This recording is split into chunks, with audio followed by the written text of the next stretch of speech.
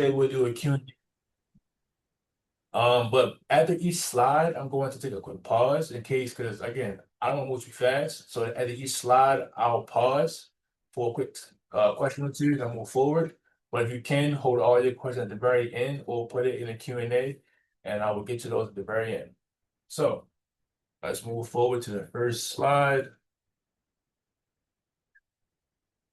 This right here is our table of contents. Like I just said, we're going to cover what do banks look for, when should you seek financing, the different types and purpose of financing and resources, what is cash management and why is it important, and most importantly, your business ecosystem. Now, before I move on, I want to harp on two things. As a business owner, whenever you're going into a branch, you want to shop around each bank.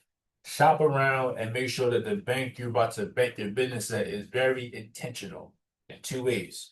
Think about going to a doctor, a brand new doctor or a brand new PA.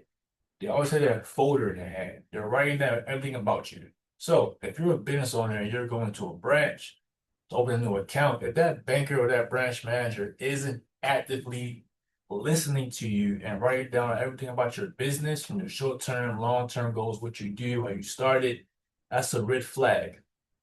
Also, if your current bank right now has not let you know who your business banking RM is, that's another red flag. Your business banking RM, he or she is your main advocate at the bank. They determine how you have a banking experience, either good or bad. Every BBRM, every bank is different, but majority of them have a territory. Within that territory is branches. So every account that runs the business is inside that BBRM's portfolio. So it's his or she's job to call on you quarterly, monthly, semi-annually, all depends on their sales strategy. But if your BBRM has not given you a call just yet at your bank, that's a huge red flag. So let's move forward. Now, what do banks look for? Banks look at your story through two lenses, the story and your financial performance. So before underwriting looks at spreadsheets, they want to understand the business behind them. Doesn't matter if you're a startup, if you're early stage, mature stage, growing, you're about to retire, have a succession plan, doesn't matter. Every underwriting process is the same.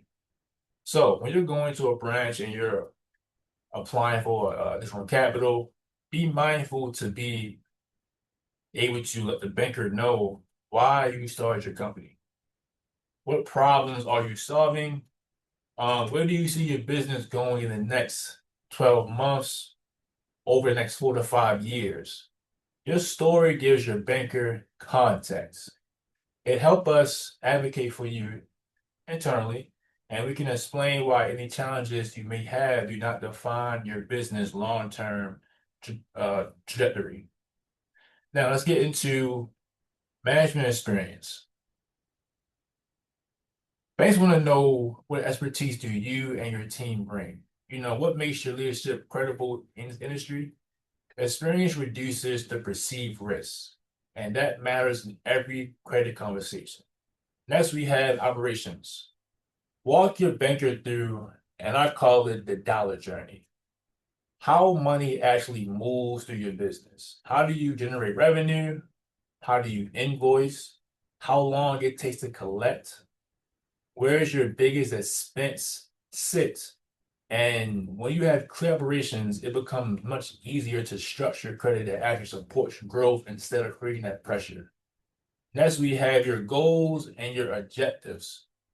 And this matters a lot. You want to be very clear because if you plan to add um, equipment next quarter, expand into a new market or purchase real estate over the next 2 years or 18 months, please, please, please say that clearly and let your banker know early. Because again, when a banker understands what's coming, we can structure that capital um, productively and proactively to coordinate with your CPA or your tax strategy in quarter 4. And it keeps you in a position to remain bankable.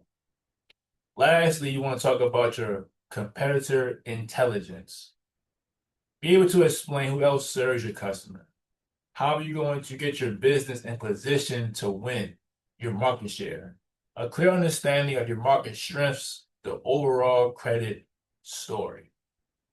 Now, I'm going to do this next bubble in two parts. But first, let's just go into the financial performance trends because lenders are not looking at just one strong year of your business. We're looking at it in patterns. The first thing we analyze is your revenue direction. First, is it growing? Is it flat? Or are you declining year over year? Growth is great, but controlled growth is better. So if revenue jumps quickly, we're going to ask why. Was it a one large contract? Was it price changing? Was it an expansion? Rapid growth without infrastructure can raise just as many questions as a declining revenue. The next thing we look at is your margin stability. Are your gross and net margins consistent? If revenue is increasing, but your margins are shrinking, we want to understand what is driving that. Is it due to high labor, higher material costs? Are you discounting to win business? Because your margin compression tells a story about your current pressure, if it is pressure. Then the most important thing to look at is your cash flow. A lot of business owners get a bad understanding because they think banks care about revenue. Revenue matters, but your cash flow matters more. So we look at cash flow, not just profit. A business can show profit on paper and still struggle to generate enough cash for to cover all of its debt obligations. So we focus on what's called a DSCR. That's your debt service coverage ratio. And I'll get more into that into I think more slides on the road. But that tells us if your business can comfortably make all of its annual loan payments from a recurring cash flow, not from one-time gains, not from any asset sales, but from your core operations. Also, if your business is seasonality, that plays another huge factor. So if your business has, the peaks and the valleys, please show that and discuss that clearly. You want to show at least 12 to 24 months of monthly performance, and that can help us see the patterns instead of guessing. When seasonality is explained and managed properly, it does not hurt you. Now, when it's ignored, it can create uncertainty. We also sometimes evaluate expense trends. Are you operating expenses scaling responsibly with revenue, or are fixed costs rising too quickly? So a healthy business shows discipline as it grows. And here's one thing that a lot of customers don't always understand as well, is your customer concentration. So if one client represents one large percent of revenue, and in a banking world, that baseline is 10% or larger, we need to understand the stability of that vendor or client with you relationship. And planning for diversification matters for that. Okay, you can see now in the current economy, a lot of government contractors, like 8A contractors, are having a hard time, and some banks, not all, having a hard time when they only have contracts with one agency. So banks want to see your balance sheet or your P&L to be diversified in different sectors, different contracts, different clients, because banks care about getting repaid and they care about risk mitigation. Lastly, we look at your balance sheet. Now, it's levels to lending. You have sometimes small business lending, you have what's called business banking, and you have with the very top middle market. And all of those are structured by your business revenue. Wherever you sit, you will fall into one of these buckets. Small business lending don't really look at your balance sheet that much. You get into business banking and middle market, your balance sheet matters a lot. We want to understand, is your AR growing faster than revenue? The AR is your accounts receivables. Is that growing faster than revenue? Is your inventory building up? Is your payables stretching longer than usual? Those shifts can signal growth or, again, that pressure, that P word. The difference is clarity and control. So here's the bottom line. Trends matter more than snapshots. So again, one strong tax return does not secure financing. A consistent upward trend with clear reasons behind it does. So when your financial story and your financial trends align, underwriting becomes a confirmation process instead of interrogation. And I'll pause for a second. If you have any questions, if you do, you can put it in the chat or you can unmute yourself before I move on.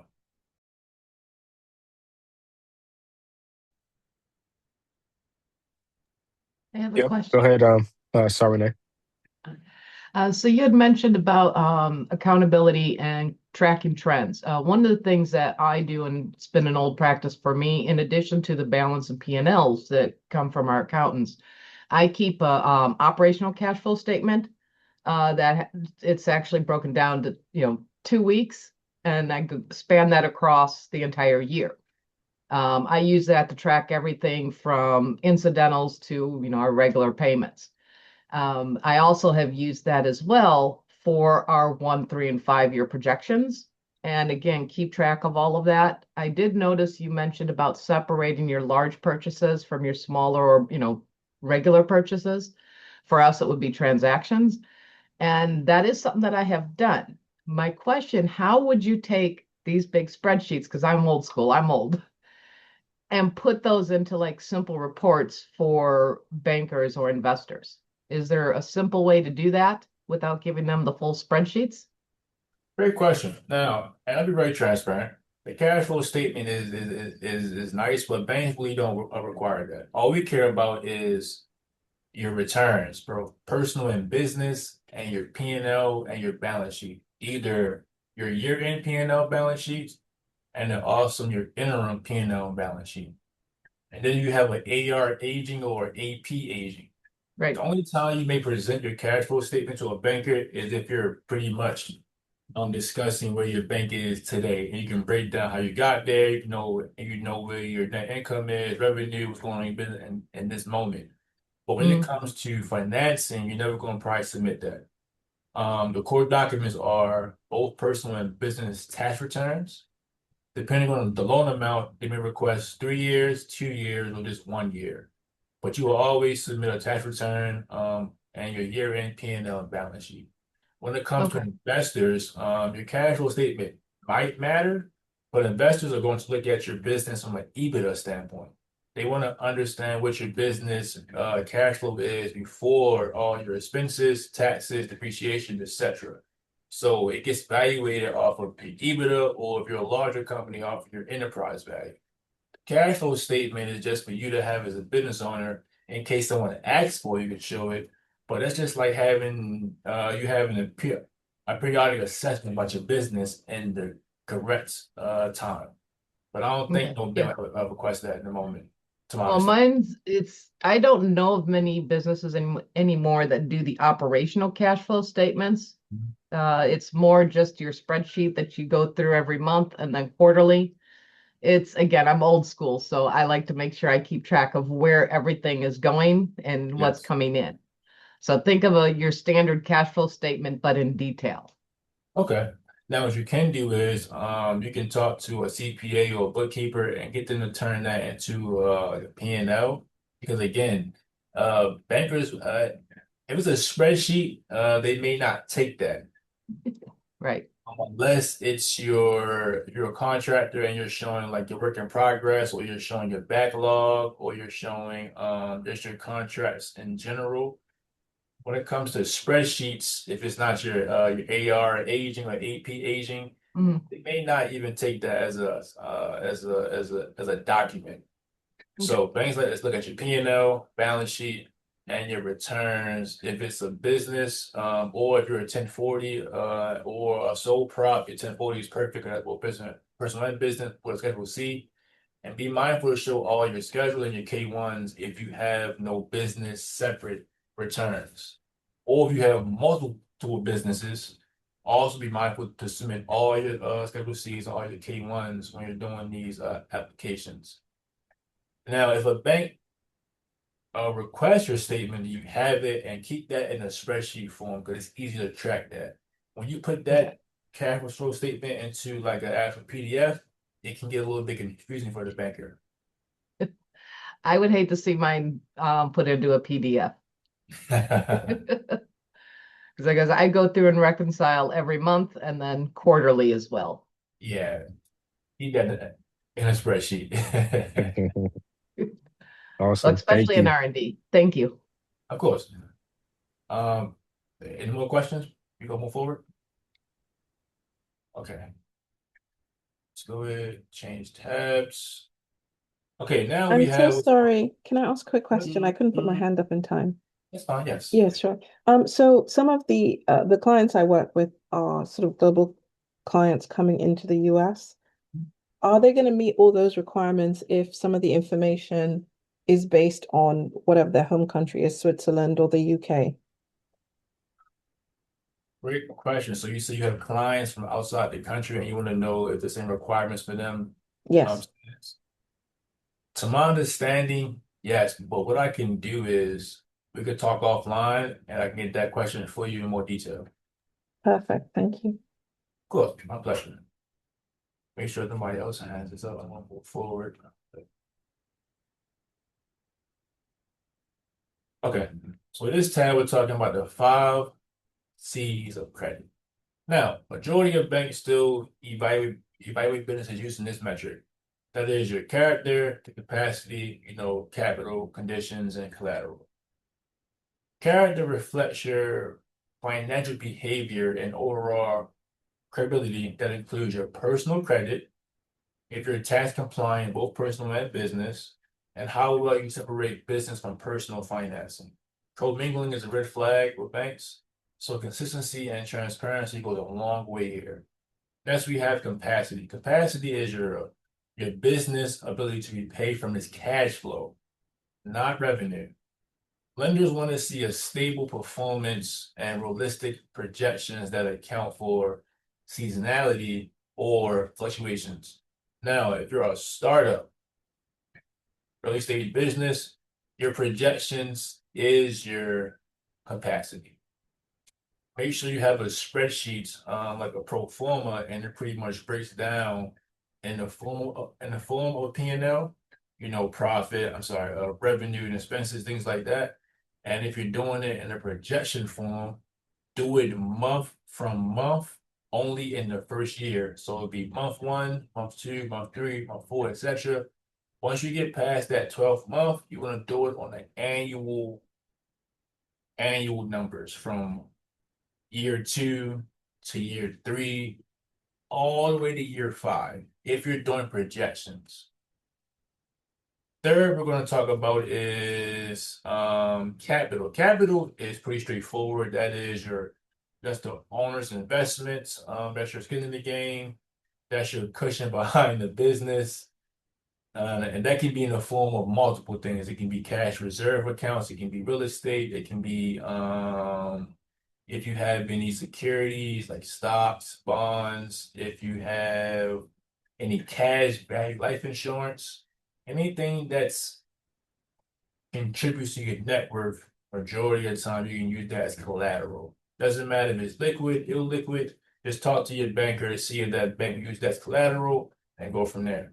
Now, also in small business lending, you may not even have to utilize collateral. Um, you get into business banking or middle market, again, all that means is the loan amount. Business banking usually starts at when the loan amount is above $250,000. And the middle market will only be middle market if your business revenue is above 45 to $50 million a year. Each bank is different, but usually if you're above that $50 million a year, you will go to middle market. And how middle market structures debt is a bit differently than how they do debt in business banking. Now we'll get into collateral. And again, collateral and capital is kind of it can go hand in hand, but collateral will be most of your assets. The capital can be assets too, but it really depends on what it is. Majority of the time, it be in the form of cash. Of collateral, it'd be, real estate, like I said, real estate, equipment as well. For majority of the time, it would probably be a liquid asset unless you have a strong cash reserve account. Lastly would be, most importantly, is conditions. Conditions focus on the broader environment, such as like if you're able to understand your industry trends and how the economy can affect that. For example, right now in the economy, as we see a lot's going on due to the war and etc. But another thing going on as well is private credit is having a hard time. A lot of owners right now are liquidating from these funds, and these funds are illiquid. So private credit in the last 10 to 15 years has been an alternative option for small businesses and for anybody that's doing real estate. Um, Lower interest rates and etc., better terms, so it's more likable to go that route. But if private credit was to collapse, that would really damage the small business ecosystem as well as real estate. So just be mindful and understand how the economy can affect your business moving forward. If you go into a bank and you're able to sit down with a banker and you can discuss how the conditions of your industry and where it's going and how you can overcome that, it's a plus. A lot of owners can't do that. Also, you need to understand if your bank has an appetite for your industry. That's very crucial. Not every bank likes every industry. Some banks like GovCon, some banks don't like GovCon. Some banks like retail businesses, some banks do not like retail businesses. So talk to the branch manager or talk to your business banker, he or she, and just simply ask them, does your bank has an appetite for my business? If they say yes or say no, that really determines your banking experience. Two things determines that: appetite and having a BBRM. Those two things will have you have a good experience or a bad experience. Because if your bank has no appetite for your business, you may still get a loan approvals, but it'll be a lot difficult. Trust me. Now, personal credit into that character, that first character in that C is crucial, especially in small business lending and also in business banking. A lot of owners may think that their personal credit score doesn't matter as much in business lending, and that's not true. Your personal score is used a lot. It's not a lot all the time. And that signals again that behavior and payments and your responsibility as a borrower, especially when a personal guarantee is involved. And you will always have a PG involved in small business lending and also in business banking. A lot of times you will have a non-recourse loan, and that only just means there's no personal guarantee. If you're a nonprofit, some law firms, some accounting firms as well can be non-PG. Or if you're a larger company with a substantial balance sheet, or if you're involved in real estate as a professional investor, all that means is your portfolio is maybe above 20 properties plus, depending on the bank, and you're now categorized as a professional investor, and the property type you're acquiring a lot of times may be multifamily, like units, like real apartments, and you're getting your debt from Fannie Mae or Freddie Mac, and those properties can cash flow by itself and support the loan. A lot of those loans are non-recourse. And that's only if you're going to, not a commercial bank, but if you're going to like a life insurance company to buy real estate, a lot of times it's non-recourse.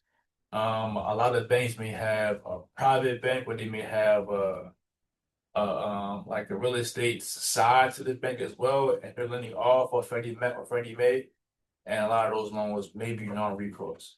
But for a lot of times, if you're in that small business world or business banking, your loans will be personal guarantee. Excuse me. Also, I want to give you guys another gold nugget. Banks like to see a balance. So you don't want to have your wealth tied up into one sector. And I'll go back to being an investor in real estate. That's easy to explain. If majority of your net worth or your assets is in that one sector of real estate, especially because real estate is considered illiquid, but it takes time to sell, that limits your flexibility from a lending perspective because liquidity matters on both the business and the personal side. So having a cash or cash accessible reserves so you can meet obligations without selling long-term investments.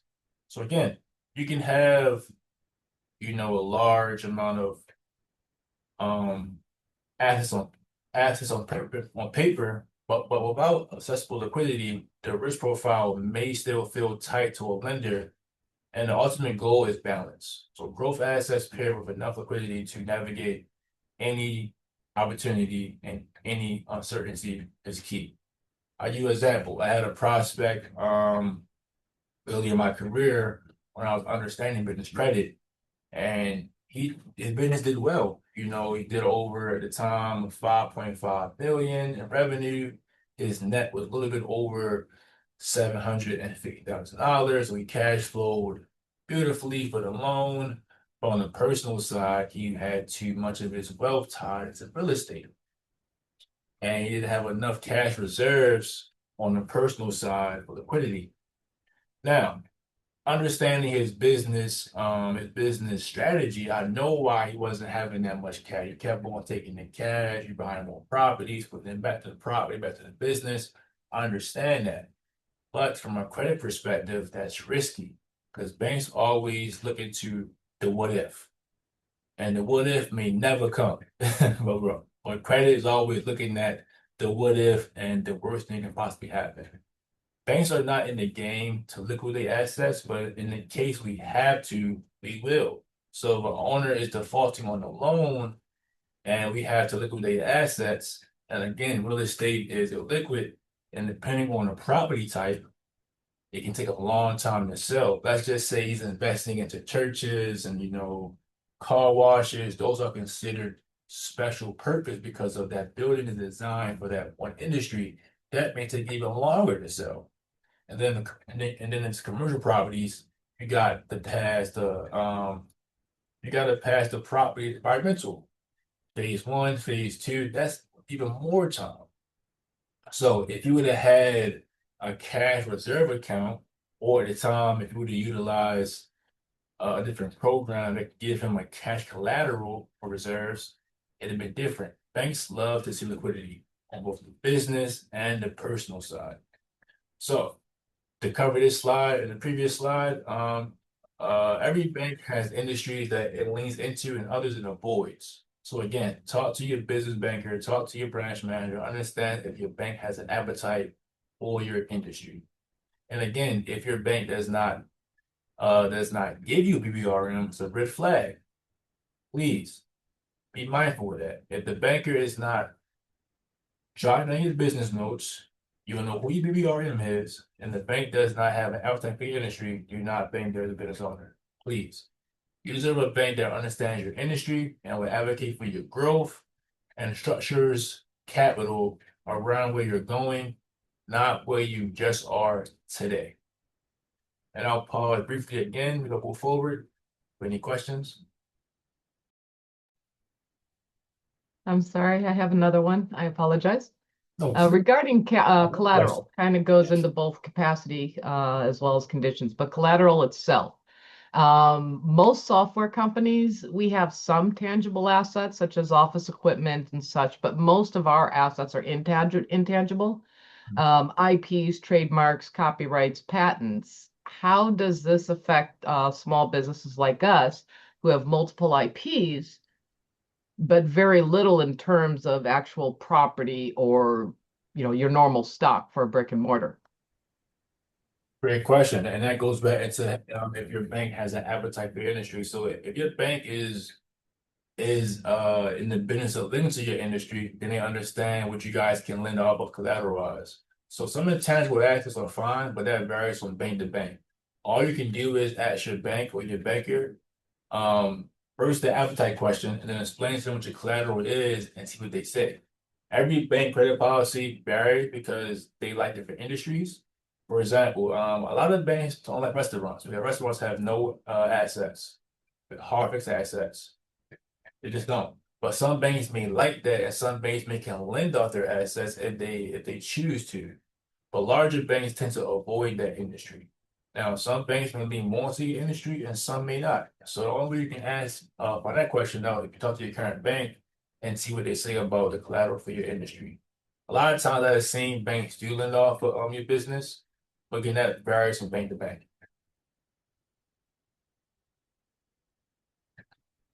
If that's your question.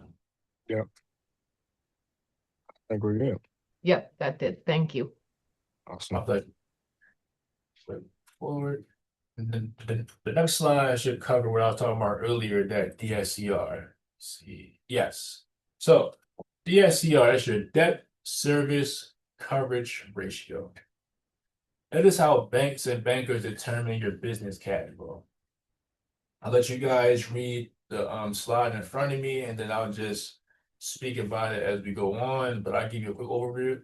So all it is it's your business net income divided by your annual debt payments.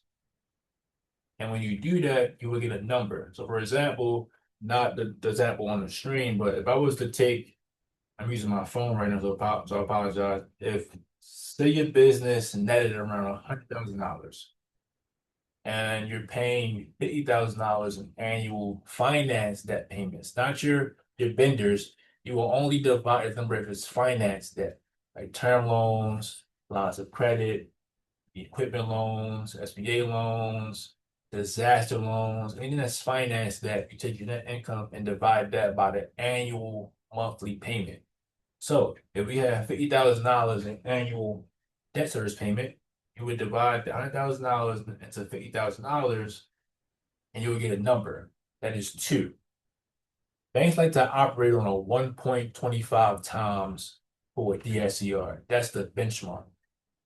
So if you're at that number or above, you will cash flow on the business side for your business standalone cash flow. If you're under that metric, depending on the business, depending on the banker, and depending on your financials, sometimes it can be an exception. Also be mindful of this. If the banker is utilizing EBITDA or adjusted EBITDA, is ways to add back to your cash flow. You can add back depreciation, you can add back any expense for interest. You can also add back rent income. You can also add back a good one right here is your officer compensation.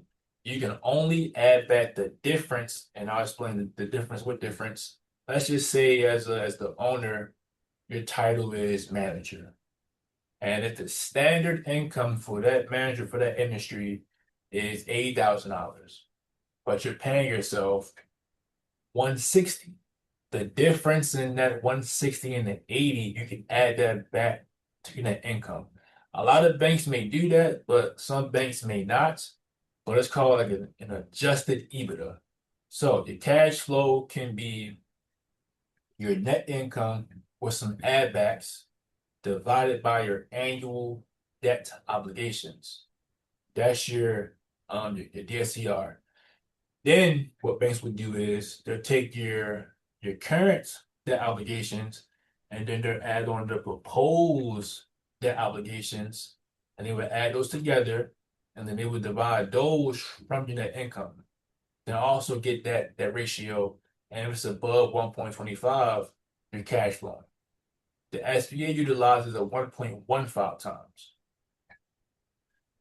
A lot of banks tend to hit that metric a bit easier because you also got to be mindful of like taxes and things like that. Every bank looks at net income a bit differently. So if you can understand how your bank is calculating your cash flow, that's key. Kind of go into these conversations already knowing where you sit cash flow wise. But that's just the business standalone. You also have a global DSCR, and that includes your personal debt obligations. And I'm going to talk a bit about that character for that C as well. As a business owner, your business money is your money. I cannot tell you how to spend your money. But if you're living a lifestyle where you're always buying expensive things, expensive cars, things like that, credit sees that and it's kind of a red flag in your head. Again, banks care about getting paid and mitigating risks. So if you have a lot of personal debt on the personal side, depending on how your business is structured, they will subtract that from your business and your personal and get a global DSCR.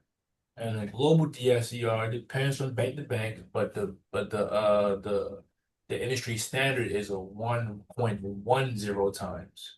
Some banks may take 1.0, but a lot of times if you're above that 1.10 times, you're cash flowing on the personal side.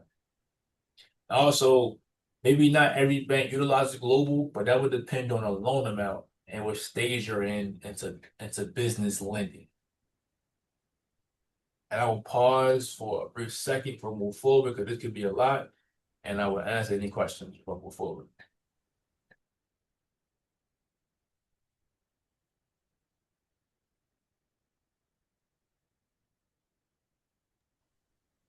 Looks like we're good. Good? Okay. Perfect. So again, the focus is on revenue. Sorry. Business owners that focus revenue to the cash flow tend to get this metric wrong because you're gonna always overlook your debt. So be mindful of what you're paying monthly in finance debt on the personal and the business side, and then divide that from your business net income. You will always get a number and ratio. And then, like I said earlier, banks will also add to the proposed debt into your current debt, and they'll take that from your from your net income as well, and that's your DSCR. So again, the business benchmark is 1.25 times. And on the personal side, it is 1.10 times. And I will move forward. And I'll say this, it's not just a bank metric, it's a business health metric. Now, I'll get into when should you seek finance. I'm gonna frame this in a way that's easy to understand. Think about finance in the same way you think about legal or planning strategically. You do not wait until you are under pressure to get organized. I would assume not. You prepare while you still have leverage and options. So the strongest time to seek financing is when your business looks stable on paper. Consistent revenue, the trends, healthy margins, and having cash flow that is predictable, and also clean financial reporting. This is when lenders are more willing to extend the capacity to capital because they're underwriting from strength, not from pressure or from stress. Another mindset I would say, if you're doing financing, make sure all your financing is tied to long-term growth, not short-term emergencies. Because if you have an expansion coming, again, like I said earlier, start that with your banker, start that conversation earlier. Growth usually requires, as we all know, upfront investments like hiring talent, investing into your systems, expanding your services, or taking on larger contracts, which often means goes up before revenue catches up.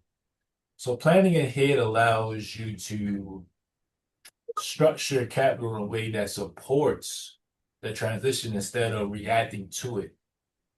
Now, this is where a lot of my owners or my clients, my prospects get stuck by waiting too long. They wait until their AR slows down, or until their payroll feels tight, or like again I said earlier, a new contract shows up that requires immediate funding. At that point, the numbers often reflect pressure instead of stability. And lenders make decisions based on what they see today, not what the business looked like 5 months ago. So please, when you're seeking financing, seek financing from a position of strength. When you do that, you will always control the structure, the timing, and the narrative. If you wait until the urgency drives the conversation, you will lose that flexibility, and options will be narrow a lot quicker. We can take COVID, for example. During the COVID, that happened rapidly, and it happened out of nowhere. And when a lot of times with the economy is uncertain, banks tend to tighten our credit box and our credit policy. As a business owner, you may not know that. So when you're going into to more debt, see capital, and the banks tighten their credit box, it makes it a lot harder to acquire debt. But if you're already at a place of strength years prior, you want to get that line of credit or that term loan, not term loan, line of credit or a credit card for a safety net in case you would ever have to utilize it. I had a client of mine who was a large nonprofit, and when COVID happened, their property they owned free and clear. So I'm sorry, before COVID, they owned their property free and clear. 2019, they took a loan out against their property. Let's say their property was valued at $15 million, free and clear, brick on the value because they took a loan out against that property for about $4 million, brick on the value. But they never touched the line of credit. So when COVID happened the following year, they already had the line of credit in place, which was to them beautiful because the industry they was in was affected by COVID. So they needed that money to keep them afloat for the months to come during that first year. So if I move forward, again, I'll go and take a quick pause. Any questions, and after that, I'll move forward. Can I make a comment for any that are here that are new startups? Yes. Something I learned to add on to what you were saying about the financing and, preparing ahead of time. I learned the hard way. Also get credit ahead of time, because if you can establish that business credit early with 2 or 3 small loans or line of credits, then when you do end up needing it, you already have that history with your banking industry. I learned that one the hard way. That's a great comment, man. I'm sorry you learned it the hard way, but yeah, that's definitely true. Credit is definitely important. Like you said, take out some small loans, credit cards, pay some vendors on net term just to get that credit established. So in case things do happen or you need credit, it's an easier process than starting from scratch. If there's no more questions, I'll go on to this slide. Okay. So this slide will discuss the different purpose and types of financing. We have, as you can see, short-term financing and long-term financing. I'm going to start with short-term financing. This is pretty much designed for the capital to move with your operating cycle. The money you expect to use and bring back to cash within about 12 months. Short-term financing supports the day-to-day rhythm of a growing business or a maturing business. It's like the payroll, your vendor payments, inventory purchases, your marketing spend, and most importantly, covering the gap between when you pay your expenses and when your AR turns into cash. So again, short-term financing is any need that is 12 months or less. So if you were to get a line of credit, the line of credit and a credit card is interest only. But if the balance on those products or facilities is pushing the 9 to 10 month mark and it gets to a year, the bank will turn that out. All that means is they will cancel their line of credit or that credit card. They would take that current balance and they'll put that onto a term loan and make that long-term debt. After I explain long-term financing, I'm going to tell you a way to how to utilize each product correctly and not be looking at your balance sheet over leverage. So long-term financing is the opposite. It's anything that requires to be utilized for a year on out, like real estate, equipment, things of that nature, etc. Those are more so like the capital investments.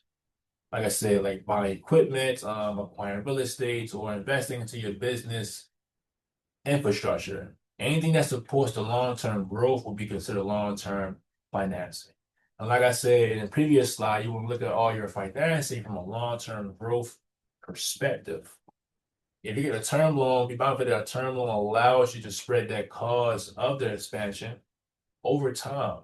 So your business cash flow stays strong while the investment begins to generate revenue or returns for you. Now, here's a way to utilize these products incorrectly. Is when you take a short-term tool and purchase a long-term asset. For example, I have seen numerous business owners take a line of credit and to buy equipment or to buy any kind of thing that requires financing for over a year. That's a red flag because that line of credit payment is designed to only pay interest only. So if you're not making additional payments, which a lot of owners are not, you're only paying that interest and that asset you just bought requires a payment that both requires P&I and interest. So you're only paying down the interest, you're not paying on the principal of that product or asset. And on your balance sheet, we can see that. And you're going to always be over leveraged, which means too much debt on your balance sheet because you utilize that tool incorrectly. So utilize short-term financing for short-term needs. Like I stated, inventory purchases or to cover that gap, payroll, trends, anything that can be paid within 1 year or less. If you're buying capital expenditures, please use a term loan, equipment loan, or any product that fits that product. Do not put that on a credit card or do not put that on line of credit. That will make your cash flow a lot more, like I said, over leveraged than it needs to be. So look at growth capital from a perspective of long-term growth, not short-term needs or emergencies. Now, on top of applying for capital, I'll tell you about how to avoid any high-cost financing traps. Be careful with products that promise speed but create pressure, like any high-interest short-term loans that keep renewing, like the daily repayment structures that pull cash out way too fast. And oh yeah, also look out for these merchant cash advances. They look simple, but they carry huge costs.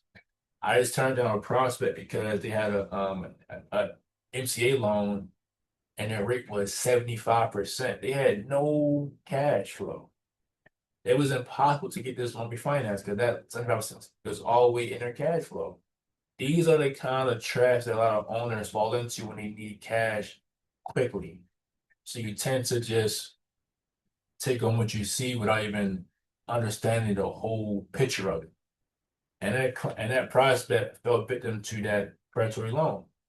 75% interest rate, that's insane. I had never in my betting career seen that before. But unfortunately, they had that on that balance sheet, and it was very hard to find some cash flow because they was paying so much money a month on that loan. But like I said before, knowing who your BBRM is, he or she, is key to have a responsible financing partner. Doesn't mean it doesn't matter if it's a banking partner or else, but having a financial responsible banking partner, they will walk you through the true cost of every repayment timeline and how that structure will perform if your revenues slow down. So if they would have had a business banker or some kind of partner before they even signed those loan docs, they would have advised them that that wasn't not to be a smart investment. But a lot of owners do fall victim to these predatory loans, such as these MCA loans. And I believe I'll double check. I think the SBA just stopped banks from refinancing MCA loans. I'll double check. I think they might have passed that this year. But I'll double check though. But again, the goal is to use capital as a tool for stability and growth, not as something that can quietly erode your margins. So I'll pause again quickly. Any questions? If not, I'll move forward.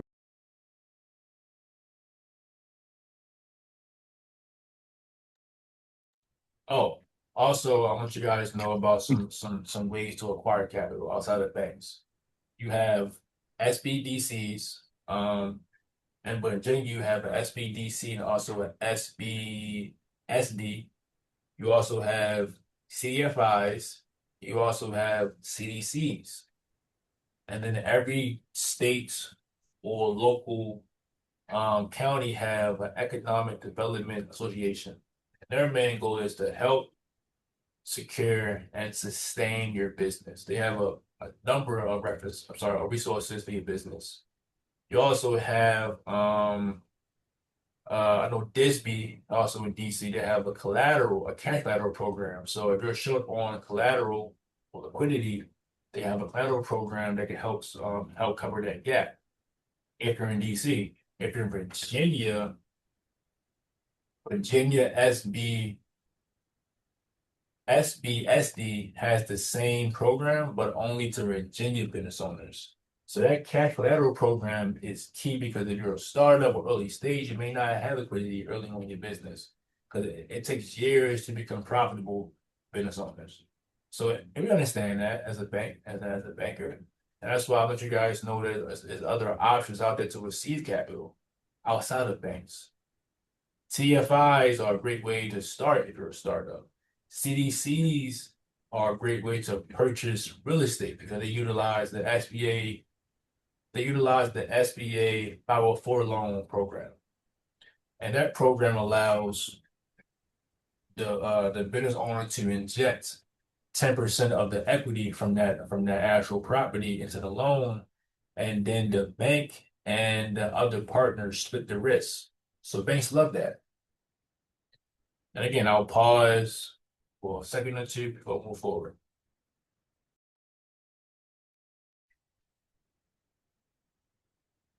I think we're good. Okay.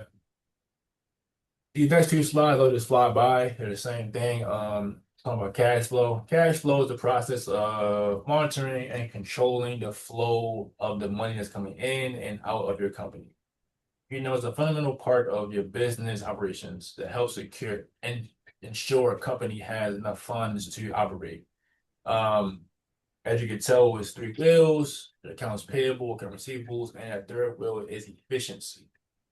Now, each wheel has different products. The top to that, you have your ACH, your direct payments, payroll services, all in that accounts payables.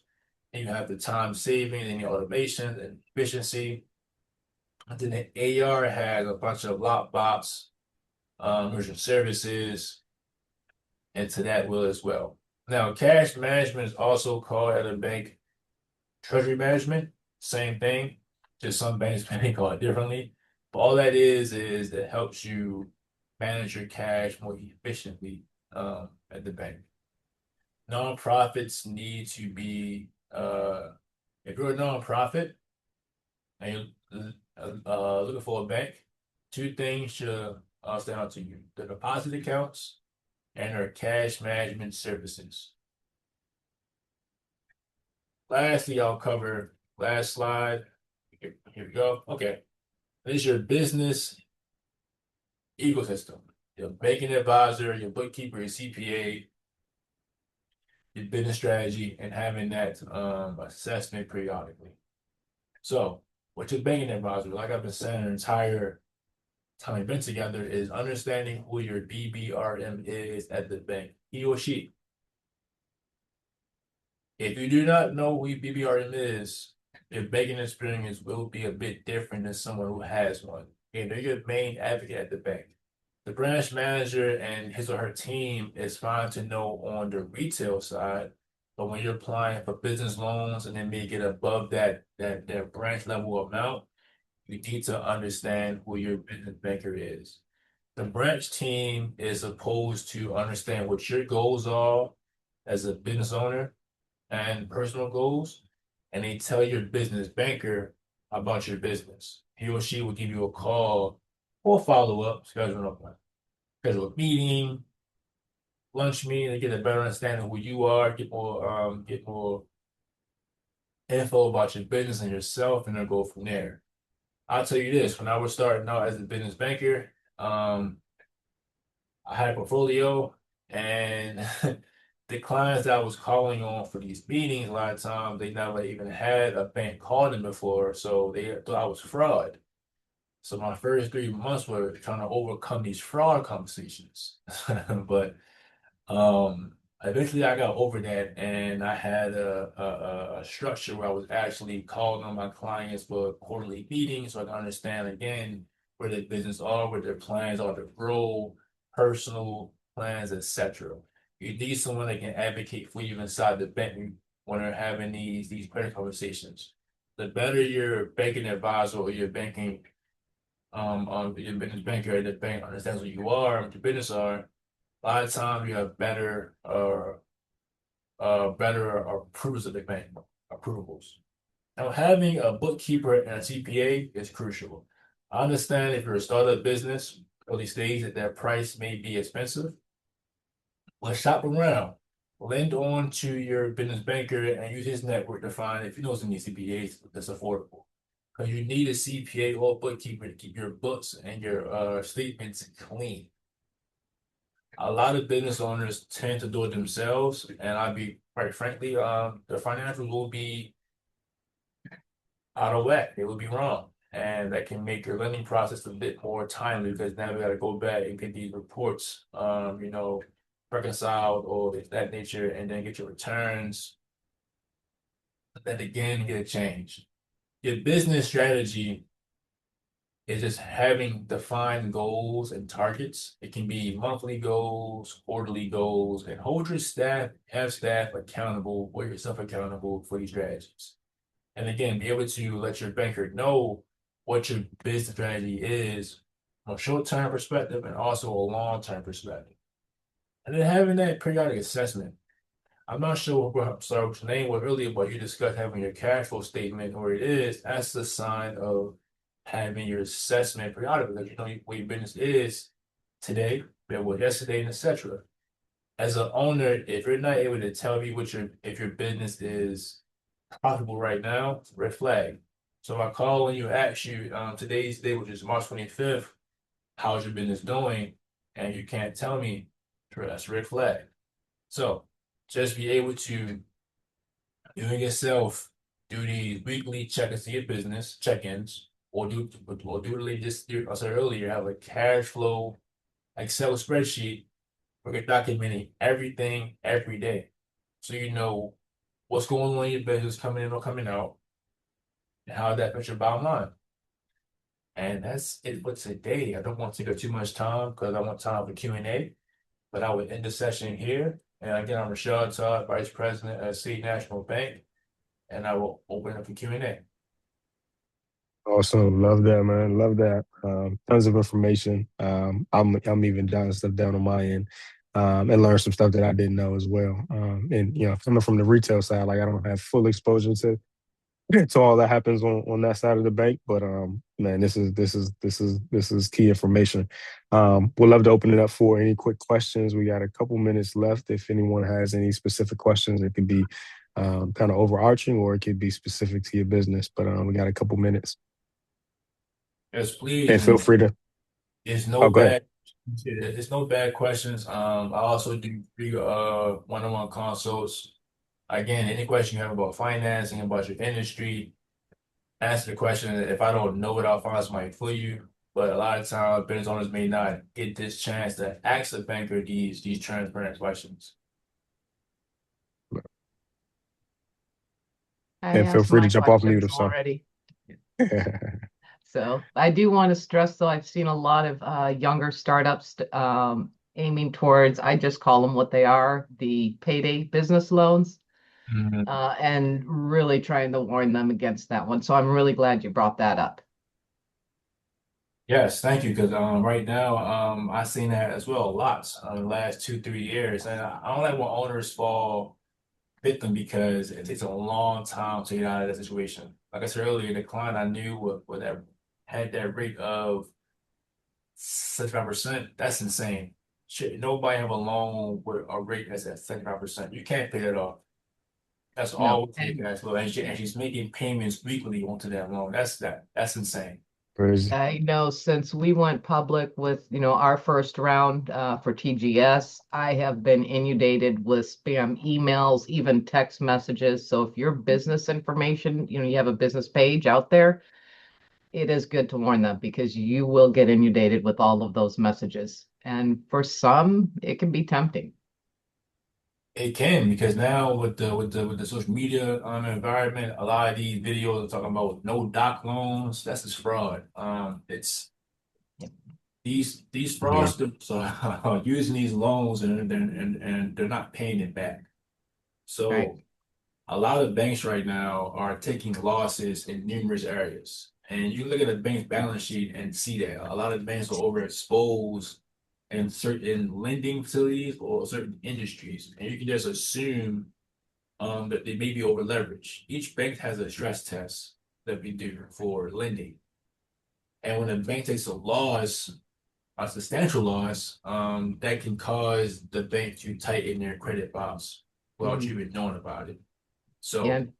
when these For fraud, us, what you were yes. saying for the tech space, a lot of banks, because we had the back-to-back bubbles, the NFTs, the crypto, Mhm. all the way through into the AI, a lot of banks, even those that have specialized in the tech industries, have tightened their belts as well. And that was, like I said, the lesson that we learned because we had good credit, but it was a matter of we never needed to take out a loan of any type before. Mhm. And then, now when we're approaching, okay, we've got a 6 month runway. This is what I want to prepare. We realize, okay, one, they tightened the belts, and two, we didn't have that pre-established credit. Exactly. And I say this, Yeah. liquidity is key. Yep. Business and personal. Have at least 4 to 6 months of cash reserves, personal side, Yep. and also for your business. Have your monthly operating costs of your business 6 times in that account. Yep. Because right No, jumping in. Oh, go ahead. 100%. perspective, COVID was that growth mindset to more of a disciplined approach or perspective. So we are really looking at loans at a different lens, meaning that we're looking at loans more from a risk management we ever had before. So Mhm. things that did walk through credit previously may not walk this year. And that's because the underwriting are looking at things a lot more differently than they did previously. And that's not no business owner fault. That's not your guys' fault. That's just how the economy is, and we can't change that. All we can do is educate and talk to your business banker, talk to your advisor outside the bank, talk to Darius, who he knows his network, utilize his program, his platform as well. Let's get a better understanding where banks are. Now, like I said earlier, it's other options outside of banks, like CDCs and etc.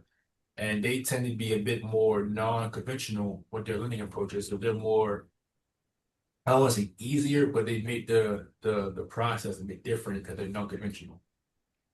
Yeah, that is the Yeah. reason why I was asking about the collateral type and the intangible. Because I know Wells Fargo, was very forward. They've backed off from that.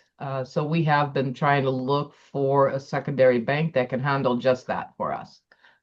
Yeah. I love Love that. that. Now, Wells I'm gonna Fargo. hop in real quick, Rashard. Hadiza has her hand up as well. Okay. But when after you answer this question, That was actually my question, I think. Sorry, I was about to awesome. jump off. Right Yeah, on I was just time. going to ask. Right on Yep, right time. on time. So we are planning a webinar on entering the US market. And like you said, this is some really key information, building credit, how to get loans, what sort of documentation is required. Do you have a product that we can actually share, or could we oh, okay, popped in your email. So, or could we invite you to actually join the webinar and talk about it? And then eventually, and I'm just going to throw this in there, we are planning a trade mission. Darius and Rashad, we'd love you guys to all participate. And we want to do it during Tech Week, DC Tech Week. So that might be something we can talk about offline as well. Well, first, thanks for the invite. Excuse me. I love to join, and I can definitely sit down or do a in person or a webinar session to break down how they can be affected as well. But if you email me, because my bank, like I said, we're owned by RBC, so we have a huge number of clients that are also international. Mm, So what I'll do is I'll contact that line of business over here and see what the process is mm, to the US from different countries. perfect. That's great. Okay, popping off, but this was really good. Thank you so much. My Thank you for pleasure. joining us. Awesome. Yes, being here. All right. Any other questions before we start to wrap up? I got a few just quick announcements I'll share with the group, but we'd love to make sure we while we have the time, while we have Rashard with us. Any last questions?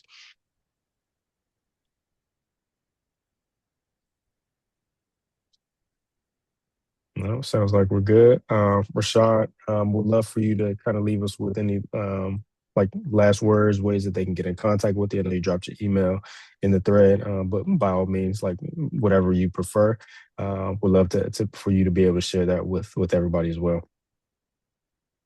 Certainly. Yeah, so like I said, I do one-on-one consults totally free. I don't care if you bank at Wells Fargo, Chase, Bank of America.